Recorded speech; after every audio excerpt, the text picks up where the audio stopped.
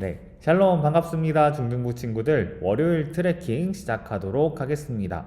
네, 오늘은 제가 장소를 5층으로 올라왔어요. 원래 지하 1층에 방에서 제가 항상 촬영을 했었는데 거기가 이제 뭘까 촬영하기에 좀 조용하기도 하고 또 소리도 막 안 울리더라고요. 그래서 아 여기 되게 좋다 하면서 거의 한 주를 거기서 촬영을 했는데 오늘은 제가 이제 거기 아이들이 사용하는 시간하고 좀 겹치다 보니까 부득이하게 교회에서 제일 조용한 곳 찾다가 이 5층이 제일 이제 조용한 거예요 오늘은. 그래서 5층으로 올라왔는데 이 장소가 장소인 만큼 소리가 조금 울립니다. 그래서 소리가 조금 울리는 점 양해해 주시면 좋을 것 같습니다. 네, 그리고 제가 지금 촬영할 때 기준으로는 우리 또 지난 금요일 트래킹 영상에 우리 또 댓글을 달아준 친구가 있습니다. 바로 네, 우리 현준이입니다. 네, 현준이가 이렇게 달아줬어요. 제가 한번 읽어드리겠습니다. 오늘 말씀이 제가 학교에서 생활할 때 하나님 앞에서 죄를 짓지는 않았나 묵상하며 한 주를 돌아보게 되는 것 같습니다. 다윗이 죄를 지은 것 같이 저도 죄를 짓고 회개하는 것이 마치 제 모습 같네요. 히히라고 적어주셨습니다. 현준이 댓글 보면서 저도 그런 생각들을 좀 하게 됐어요. 뭐냐면은 되게 뭐랄까 저도 이런 반응을 이렇게 처음에 좀 보였던 것 같거든요. 그러니까 사람 생각하는 게 다 비슷하구나라는 것도 느꼈고 이 말씀 앞에서 느끼는 바가 우리 신앙인들은 비슷하구나라는 생각들을 좀 했습니다. 결국에는 그 모습을 통해서 나도 죄인인데 라는 것들을 보게 되고 핵심적인 게 비슷하다는 의미인데 나의 죄를 보게 되고 또 나의 어떤 회개해야 함을 보게 되고 하지만 또 하나님의 선하심을 또 보게 되는 것 같아요. 아마 여러분도 현준이와 같은 그런 생각들을 하셨을 거라고 추측해 봅니다.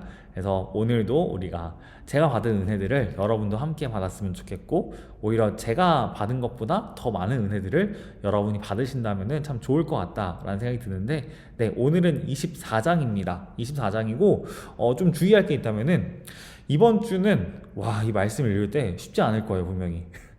뭐야 왜 이렇게 재미없지? 라는 생각들을 하실 수도 있습니다. 그래서 이번 주에는 가급적이면은 트래킹 영상을 먼저 보시고 말씀을 읽으신다면은 좀 더 도움이 되실 것 같아요.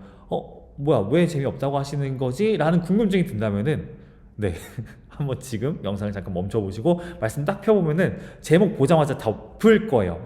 덮고 그렇구나 이 영상부터 봐야겠다 라는 생각들을 하실 겁니다. 그래서 오늘 영상 시작할 텐데 우리의 고백 함께 읽도록 하겠습니다. 나는 내가 생각하는 것보다 더 큰 죄인입니다. 그러나 나는 내가 생각하는 것보다 더 큰 사랑을 받았습니다. 나는 하나님의 사람입니다. 오늘도 하나님의 사람으로 살아가는 저 여러분 되시길 소망하고요. 네, 오늘의 한 문장. 옛날이 편했지. 왜 그럴 때 있잖아요. 요즘은 참 이렇게 좀 반대로 더 쓰는 것 같네요. 말하다 보니까 이제 군대 같은 경우에도 뭐 들어보셨겠지만 요즘 군대는 참 이렇게 당나라 군대야. 옛날에는 진짜 힘들었어 라는 이야기를 여러분 아마 들어보셨을 것 같아요. 비록 군대에 가지 않은 나이지만 학생일 때도 이런 이야기를 들어보셨을 거라고 저는 생각을 합니다. 왜냐하면 요거는 우리가 이제 흔히 우리가 별로 좋아하지 않아 하는 어떤 꼰대 문화의 발언 중에 하나이기 때문에 그래서 저는 되도록 그런 말을 안 하려고 하는데 근데 요즘에 또 보면은 그렇게 말을 안 할 수가 없어. 왜냐하면은 누구였지? 연예인 누구였지? 그 개그맨 김원훈 씨였나? 그분이 최근에 뭐 이렇게 군대에 가서 뭐 예능 같은 걸 찍었나 봐요. 제가 이 짤로만 봤는데 군대에 키오스크가 있는 거예요. 근데 키오스크가 그냥 뭐 식당이 있는 게 아니라 어디였지? 생활관에 키오스크가 있더라고요. 그래서 보니까 키오스크를 눌러가지고 이제 내가 어디가 아픈지 또 내가 어느 병원에 언제 가고 싶은지를 막 예약을 하는 거예요. 이게 사실 우리가 그래 뭐 군대 그럴 수도 있지라고 여러분 생각하실 수도 있겠지만 저희 때는 나 때는 그렇지 않았거든요. 이게 말이 안 돼요. 예. 그만하겠습니다. 아무튼 보통은 반대 의미로 더 많이 쓰는 것 같은데 근데 오늘 본문은 옛날이 편했지라는 말이 절로 나오는 그런 본문이고 아마 여러분도 읽어보신다면은 끝날 때쯤에 이 영상이 끝날 때쯤에는 가본 적도 없는 옛날을 여러분이 막 상상하시면서 옛날이 편했구나 라는 생각들을 할 거라고 생각을 합니다. 네. 오늘 본문의 배경을 설명드리겠습니다. 다윗이 이제 지난주에 살펴본 것처럼 오르난이라는 사람의 타작마당에서 자신의 죄에 대한 어떤 회개를 드리고 또 제사를 지낸 후에 성전 건축을 이제 준비를 합니다. 그리고 다윗이 우리가 지난주 이후에 그러니까 주말이잖아요. 토요일 주일의 말씀은 다윗이 이제 레위 사람들을 모아서 성전 봉사 직무를 맡기고 그리고 성전 섬기는 일에 대해서도 이제 관심을 갖는 모습들을 보여줍니다. 오늘 본문은 제사장에 대한 이야기들이 많아요. 사실 거의 다 그 이야기밖에 없습니다. 제사장의 직무를 이제 편성하는 내용인데 제사장은 예배에서 제일 중요한 역할을 감당을 해요. 이게 어떤 역할을 하는지는 제가 조금 더 이따가 말씀드릴 텐데 일단 누가 제사장이 되어야 하는가? 성경은 제사장에 대해서 아무나 맡기지 않습니다. 이 제사장은 모세의 형 아론의 후손들 중에서만 특별하게 선별합니다. 아니, 그 가문의 장남들이 보통 이어서 받는 게 이제 대제사장이고 그리고 그 아들들이 받는 게 이제 제사장 직분인데 이스라엘의 첫 번째 제사장은 아론의 첫째, 둘째로 추정되는 나답과 아비후라는 사람이었습니다. 그런데 이 사람들이 하나님께 범죄해요. 어떤 범죄였냐면 정확하게는 뭐 알 수 없지만 다른 부를 그러니까 제사장의 직무 중에 이제 분향도 있는데 이들이 하나님 앞에서 다른 부를 드립니다. 근데 그걸 언제 드리냐면은 자기들이 처음으로 제사장 직분을 받아서 이제 첫 예배를 드리는 그때 이제 이런 죄를 지어요. 그러니까 자기 직무에 대해서 굉장히 바르지 못한 마음 그리고 행위를 보였다라는 거예요. 그래서 그 결과 나답과 아비후는 그 자리에서 바로 심판을 받습니다. 그리고 그들의 동생인 엘르아살과 이다말이 제사장의 직분을 받게 됩니다. 이어가게 돼요. 사실 이 본문은 어떻게 보면은 이제 되게 슬픈 본문인데 제가 나중에 여러분한테 한번 설교할 수 있는 저기가 있으면 좋겠다 싶어요. 왜냐면은 벌써 7분째가 됐어요. 이 트래킹 너무 어려운 것 같아. 갈수록 너무 제가 시간의 압박을 받습니다. 지난주 29분하고 와 이거 되나 싶었는데 역시나 쉽지 않더라고요. 오늘 그래서 제가 최대한 15분 안으로 한번 끝내보도록 하겠습니다. 아무튼 그래서 이 아비후 이후로 이 두 사람이 제사장 직무를 맡고 또 이들의 후손들이 제사장 직무를 계속해서 맡아요. 그러면은 지금은 누가 맡느냐 했을 때 역시 그들의 후손이 받습니다. 근데 이때 사독이라고 하는 굉장히 유명한 제사장과 또 아히멜렉이라는 사람을 필두로 또 그들의 아들들이 그 직무를 계속해서 맡습니다. 근데 이제 그 직무를 누가 어떤 걸 맡을 거냐 했을 때 사독의 후손들이 숫자가 좀 더 많거든요. 한 2배 정도 많아요. 그러니까 우리가 보통 이제 우리 사는 사회에서도 그렇잖아요. 애들이 다 비슷한 수준이야, 비슷한 또래야. 그러면은 머릿수 많은 애들이 이깁니다. 다 이겨요. 이 머릿수가 중요해. 근데 하나님께서는 그런 일들이 일어나지 않도록 제비를 뽑아서 그들이 공평하면서도 질서 있게 직분을 맡을 수 있도록 하십니다. 그리고 나머지 레위 자손에 대해서도 그런 식으로 이제 분배를 하세요. 그래서 모두가 하나님을 섬기는 일들을 감당하도록 하십니다. 이때 제사장의 직무란 무엇이냐면은 백성들의 그 제사를 집례하는 것들을 직접적으로 맡고 또 율법을 가르치기도 하고요. 거룩한 것과 부정한 것을 판별합니다. 이거 되게 중요한데 특히 그 출애굽기를 보시면은 이제 이스라엘 백성들이 출애굽한 이후에 텐트 생활을 하는 걸 보게 돼요. 광야에서 40년 동안 텐트 생활합니다. 40년 동안 텐트 생활하면은 왜 그렇잖아요. 우리가 지금도 감기 걸리면 애들 병원 가서 이렇게 진단 받고 약 받고 또 마스크 끼고 이렇게 격리되세요 하는 질병에 걸릴 때도 종종 있잖아요. 뭐 저 같은 경우에도 독감 여기 와서 두 번 다 걸렸는데 정말 쉽지 않았어요. 근데 독감 걸리니까 격리돼야 돼요 라고 이야기를 하시더라고요. 그래서 제가 독감에 걸렸을 때 저희 이제 애들 또 저희 아내들이 아니죠 아내죠 큰일 날 소리 했네. 아내가 이제 친정으로 도피를 했어요. 친정에 가니까 제가 사실 이제 집에 아무도 없어서 너무 썰렁한 거예요. 그리고 너무 약간 뭐랄까 그냥 몸이 아프니까 뭐 심심할 겨를이 없긴 했는데 그래도 되게 조용하고 뭔가 씁쓸한 거예요. 근데 그렇게 격리되지 않았다면은 저희 애들도 저희 아내도 이 독감에 걸릴 수 있는 거잖아요. 마찬가지로 이 당시에도 전염병이라는 게 있었고 그 전염병으로부터 이스라엘 무리를 보호해야 될 존재가 필요했습니다. 근데 의사가 없잖아요. 그럼 그거 누가 맞지? 했을 때 하나님께서 율법을 통해서 이러이러한 증세들이 있을 때는 주의해라. 이럴 때는 격리를 시켜라. 또 이럴 때는 격리를 해제해라. 라는 어떤 안내를 해주십니다. 그리고 그걸 감당하는 사람들이 누구였냐면 바로 이 레위인들, 제사장들이 그 일을 감당했습니다. 한마디로 의사까지 하신 거예요. 그러니까 엄청 엘리트 계층이겠죠. 그리고 거기서 대제사장은 딱 한 명밖에 없고 이 사람은 죽을 때까지 종신직입니다. 그리고 이 사람은 우림과 두밈이라는 것들을 통해서 하나님의 뜻을 구하기도 했고요. 구별하기도 했고 또 대속죄일이 되면은 1년에 한 번씩 속죄제를 이스라엘을 대표해서 드리기도 했습니다. 그리고 그들은 대제사장은 좀 옷도 달랐는데 여기 우리 그림 보시면은 이 파란색 여기 뭐죠? 이 파란색 옷을 입고 가슴에 이 12개의 보석 박은 사람 있잖아요. 이게 바로 대제사장만이 입을 수 있는 옷이었습니다. 그렇고 네. 그래서 이만큼 중요한 직무들을 맡고 있습니다. 근데 이제 그러면은 이제 오늘날은 제사장이 없잖아요. 왜 제사장이 없지? 이렇게 중요한 건데 왜 없지? 했었을 때 우리는 예수님을 통해서 제사장이 필요가 없구나라는 것들을 알게 돼요. 왜냐하면 예수님이 우리의 영원한 대제사장으로 오셨기 때문입니다.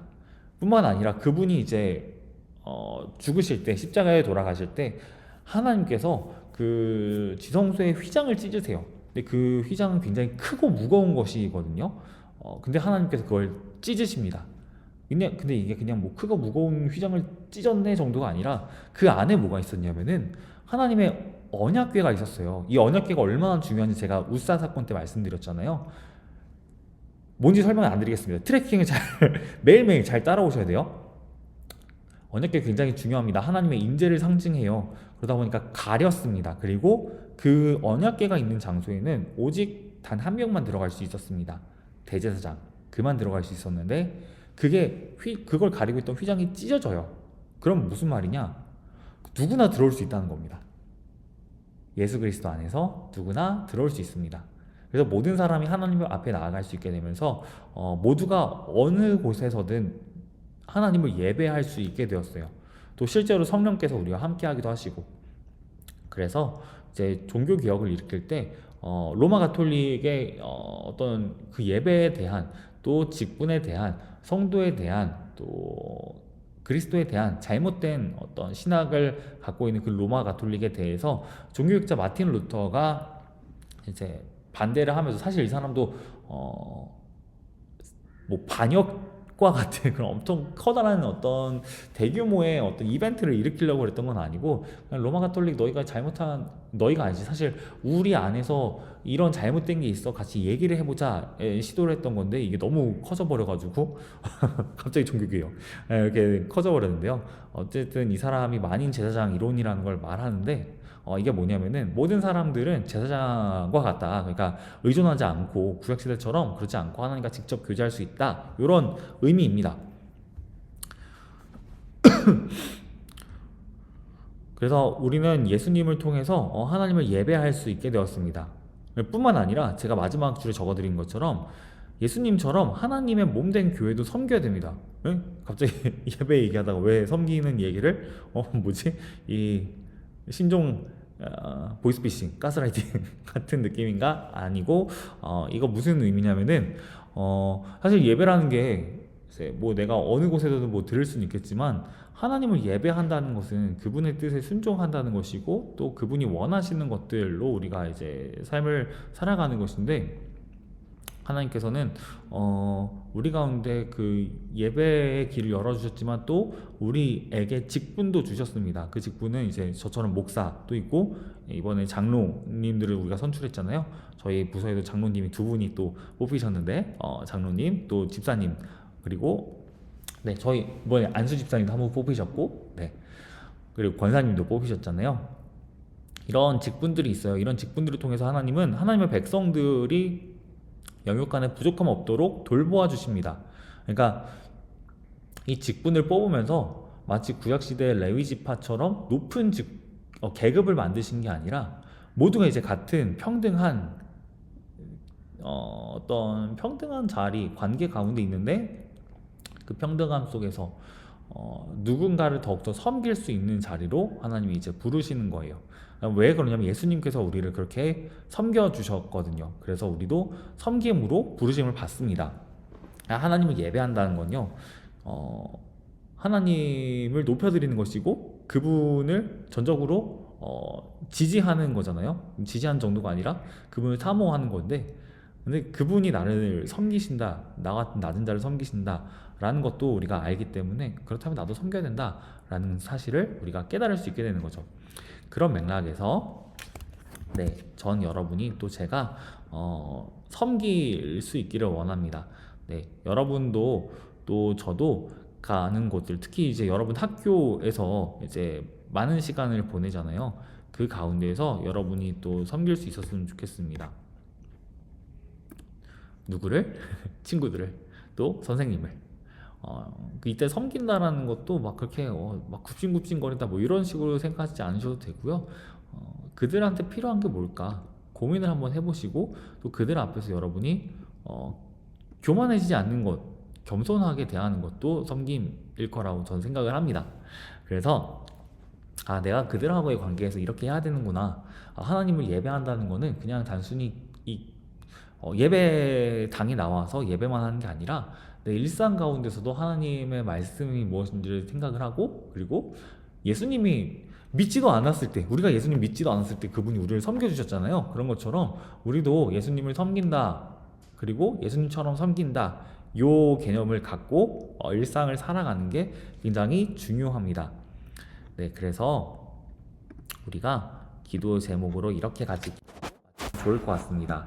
우리에게 주신 은혜가 얼마나 큰 것인지 알게 해주세요. 예배를 위해서 우리가 무엇을 할 수 있는지, 학교와 교회에서 누구를 어떻게 섬길 수 있는지 알려주세요.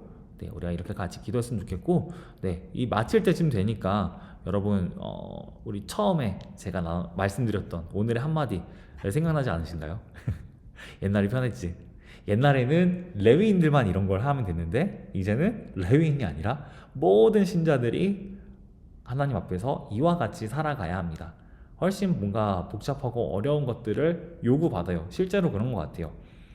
하지만 우리의 삶이 전부 하나님의 것이라면은 이건 당연하기도 하고, 또 이건 그렇게 어렵게 요구되지 않을 거라고 생각합니다. 왜냐면 예수님 다 하시기 때문에, 다 도와주실 것이기 때문에 그렇게 생각하고, 이것으로 오늘의 트래킹 마치도록 하겠습니다. 그럼 여러분 한 주 잘 또 힘내시고, 또 한 주도 예수님 안에서 복된 그런 삶을 보내셨으면 좋겠고, 저희는 내일 트래킹으로 다시 만나도록 하겠습니다. 감사합니다. 줄 잡는 모든 자들이 주로 말미암아 기뻐하고 즐거워하게 하시며 주의 구원을 사랑